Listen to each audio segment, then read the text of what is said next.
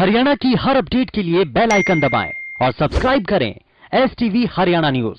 नमस्कार, आप देख रहे हैं हरियाणा न्यूज और मैं हूं आपके साथ शुभेंदु सिंह। रुक कर लेते हैं फटाफट खबरों का। केंद्रीय राज्य मंत्री कृष्णपाल गुर्जर पलवल पहुंचे, जहां उन्होंने प्रेस कॉन्फ्रेंस को संबोधित करते हुए कृषि कानूनों के बारे में बताया। मंत्री कृष्णपाल ने कहा कि तीनों कृषि कानूनों के जरिए देश के अन्नदाता को सशक्त, आत्मनिर्भर और किसानों की आय दोगुनी करने के लिए काम किया गया। उन्होंने कहा कि बीजेपी सरकार ने कृषि बिल पारित कर किसानों के हित में कदम उठाया, लेकिन विपक्षी पार्टियां कृषि बिलों को लेकर भ्रामक प्रचार कर रही हैं।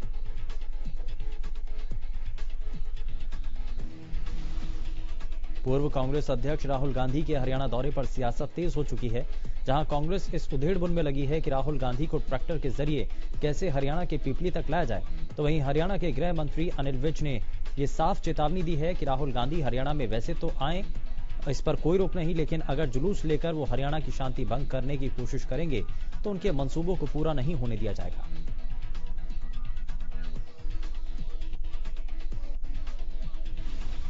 कांग्रेस प्रदेश अध्यक्षा कुमारी सैलजा ने राहुल गांधी के हरियाणा दौरे को लेकर कहा कि प्रदेश में उनका जोरदार स्वागत किया जाएगा।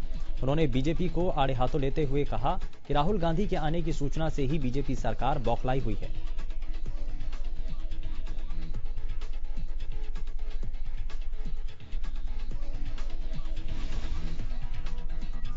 बीजेपी प्रदेश अध्यक्ष ओपी धनखड़ हिसार भाजपा कार्यालय पहुंचे, जहां उन्होंने मंडल अध्यक्ष की मीटिंग ली और कार्यकर्ताओं से रूबरू हुए।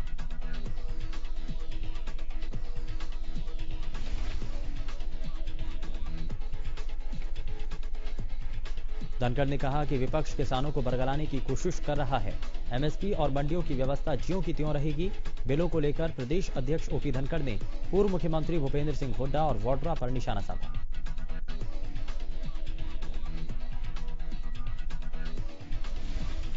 आज भिवानी के दौरे पर रहे कृषि मंत्री जेपी दलाल ने अपने आवास पर जनता दरबार लगाया और लोगों की समस्याएं सुनी। उन्होंने कांग्रेस पर प्रहार करते हुए कहा कि भूपेंद्र हुड्डा सीएम मनोहर लाल से बड़ौदा से चुनाव लड़ने की चुनौती दे रहे हैं।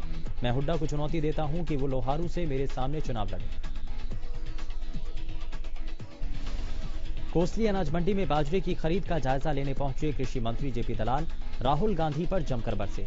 पूर्व कांग्रेस अध्यक्ष पर निशाना साधते हुए उन्होंने कहा कि राहुल गांधी विदेश यात्राओं पर जाते हैं और 6 महीनों में कभी किसानों तो कभी मुसलमानों के मुद्दे पर राजनीति करते हैं।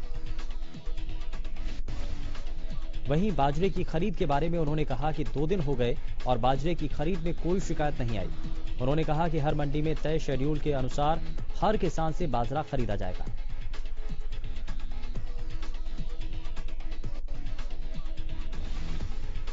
हरियाणा के कृषि मंत्री जयप्रकाश दलाल ने पटौदी की जाटौली अनाज मंडी का भी निरीक्षण किया।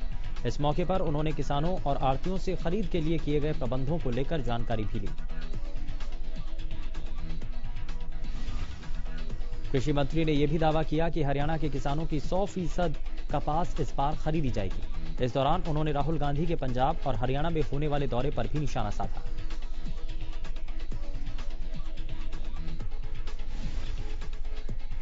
कृषि कानूनों की जानकारी देने के लिए बीजेपी सांसद सुनीता दुग्गल फतेहाबाद पहुंची, जहां उन्होंने किसानों को इन कानूनों के फायदे गिनवाए।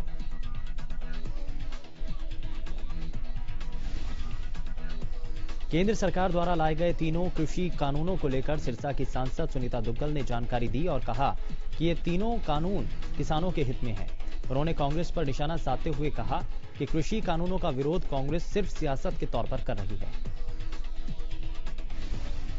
साथ ही उन्होंने तंज कसते हुए कहा कि राहुल प्रियंका को यह भी नहीं पता कि आलू और प्याज जमीन के ऊपर उगते हैं या जमीन के नीचे। उधर हाथरस की घटना पर प्रतिक्रिया देते हुए उन्होंने कहा कि योगी सरकार ने एक्शन लेते हुए निकम्मे पुलिसकर्मियों को सस्पेंड कर दिया है।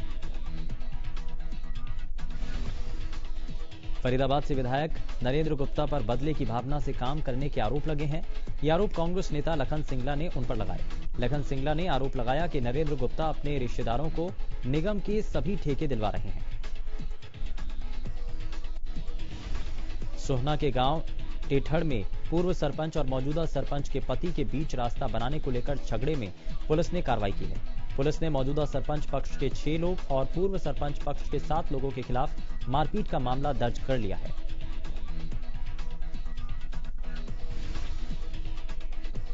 झज्जर की अनाज मंडी में किसान बिना किसी परेशानी अपनी फसल बेच रहा है। झज्जर अनाज मंडी में फसल खरीद की प्रक्रिया सुचारू रूप से चल रही है।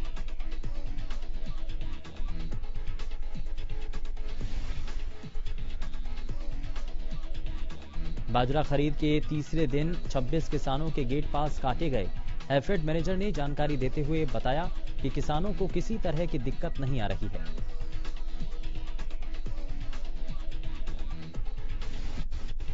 कृषि बिल को लेकर मचा बवाल अभी थमने का नाम नहीं ले रहा है। अब भारतीय किसान यूनियन के प्रदेश अध्यक्ष गुरनाम सिंह चढ़ूनी ने किसानों से आह्वान किया है कि 6 अक्टूबर को सभी किसान सिरसा पहुंचे।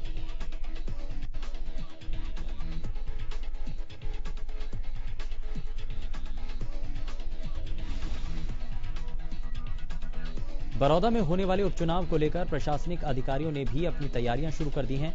गोहाना के एसडीएम ने अधिकारियों के साथ चुनाव को लेकर बैठक की। गोहाना के एसडीएम आशीष वशिष्ठ ने बताया कि बड़ौदा विधानसभा सीट पर चुनाव होना है। अब की बार कोरोना के चलते 5 फ्लाइंग टीम बनाई गई और हल्के में होने वाली हर एक्टिविटी पर उनकी नजर रहेगी। इसके अलावा हल्के में लगे सभी राजनीतिक पोस्टरों को उतरवाया जा रहा है। प्रिंटिंग प्रेस वालों को भी चुनाव के लिए राजनीतिक पार्टियों को छापने वाले पैम्फलेट की जानकारी देनी होगी। सोहना नागरिक अस्पताल के एसएमओ डॉक्टर विकास गोस्वामी ने मीडिया को जानकारी देते हुए ये बताया कि दोहला गांव में लगाए गए कोरोना मुफ्त जांच शिविर में 52 लोगों ने कोरोना के टेस्ट कराए, जिनमें 36 उन लोगों के एंटीजन टेस्ट किए गए जिनको अन्य कोई बीमारी नहीं थी।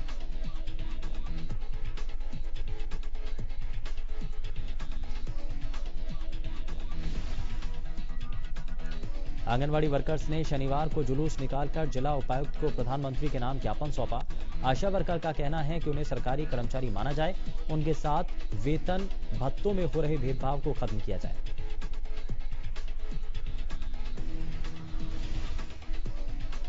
इस दौरान उन्होंने ये भी कहा कि प्राकृतिक और दूसरी किसी बीमारी के समय उन्हें उचित मुआवजा दिया जाए और महिलाओं पर हो रहे अत्याचारों पर रोक लगाए।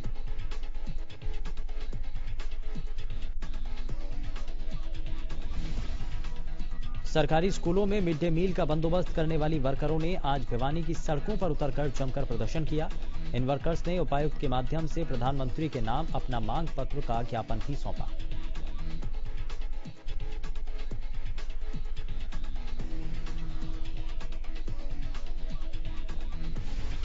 तो वहीं वर्करों ने चेतावनी दी कि अगर उनकी मांगें जल्द नहीं मानी गई तो उनका आंदोलन और तेज हो जाएगा। उन्होंने अपनी मांग अनुसार कहा कि हमें न्यूनतम वेतन 21,000 रुपए दिया जाए।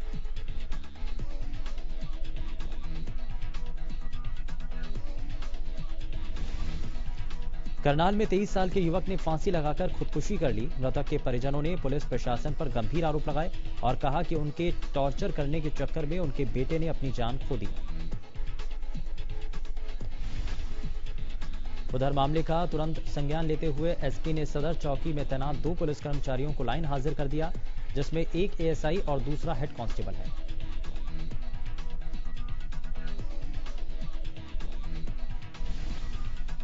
फरीदाबाद में 26 गांवों को निगम में शामिल किए जाने का मामला तूल पकड़ता जा रहा है। 26 गांवों को निगम में शामिल करने का ग्रामीण विरोध कर रहे हैं। इसी को लेकर 26 गांवों के पंच, सरपंच और जिला पार्षद ने मिलकर रतला के पूर्व विधायक टेकचंद शर्मा को खून से लिखा ज्ञापन सौंपा। इस मौके पर टेकचंद शर्मा ने कहा कि वो जल्द ही मुख्यमंत्री से बात कर 26 गांवों को निगम में न शामिल किए जाने की अपील करेंगे।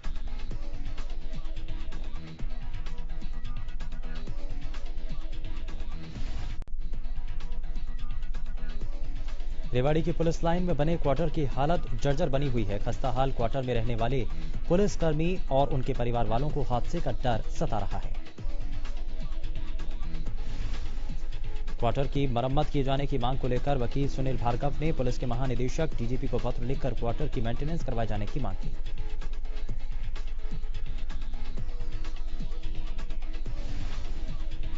सरकार ने 1 अक्टूबर से मंडियों में धान तो शुरू कर दी, लेकिन ई खरीद पोर्टल के सुचारू रूप से काम नहीं करने के चलते किसानों को परेशानियों का सामना करना पड़ रहा है। किसानों का कहना है कि वो बीते 2 दिन से लगातार मंडी में प्रवेश करने के लिए गेट पास बनवाने मंडियों में पहुंचते हैं, लेकिन ई खरीद पोर्टल के काम न करने से परेशानी हो रही है। फरीदाबाद में प्रदूषण का स्तर लगातार बढ़ रहा है और इसका सबसे बड़ा एक कारण फरीदाबाद में अवैध रूप से चल रहे आरएमसी प्लांट है। बिजली विभाग टोहाना को ग्रामीण क्षेत्र में बिजली रिकवरी में 60% का नुकसान हो रहा है। 5,000 रुपए से ऊपर की रिकवरी के उपभोक्ताओं से रिकवरी के लिए विभाग के एसडीओ को आदेश जारी किए गए हैं। बिजली विभाग के एक्सीएन रणबीर सिंह ने बताया कि बिजली विभाग को गहरा घाटा सहन करना पड़ रहा है। उनके अनुसार रिकवरी में 60% का घाटा निकलकर सामने आ रहा है। उन्होंने बताया कि उन्होंने अपने अंतर्गत आने वाले एसडीओ को निर्देश जारी कर दिए हैं कि जिन भी उपभोक्ताओं का 5,000 रुपए से ऊपर का बकाया है उनसे जल्द रिकवरी की जाए। उन्होंने चेतावनी दी कि अगर उपभोक्ता अपना बिजली का बिल नहीं भरता तो चेतावनी के बाद उसका बिजली का कनेक्शन काट दिया जाएगा। सोनीपत के मूर्थल के ढाबे पर खाना खाने गए एक शख्स की कार बदमाश लूटकर फरार हो गए। बदमाशों ने शख्स और उसके ड्राइवर से गन पॉइंट पर 2 बदमाशों ने कार लूट की वारदात को अंजाम दिया।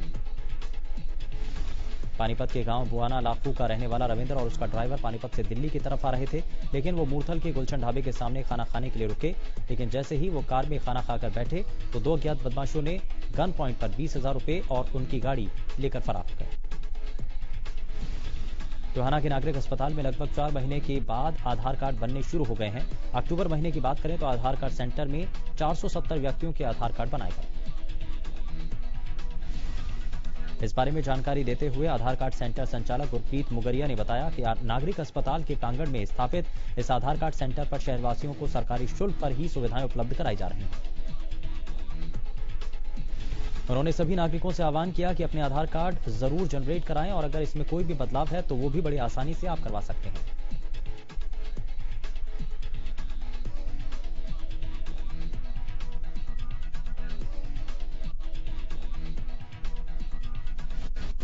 फतेहाबाद सदियों पुरानी ऐतिहासिक और बदहाली और अवैध कब्जों का शिकार रही चिल्ली झील का काम शुरू हो गया है। प्रशासन ने इस बार सिर्फ दावे न करते हुए जमीनी स्तर पर काम करना शुरू कर दिया है।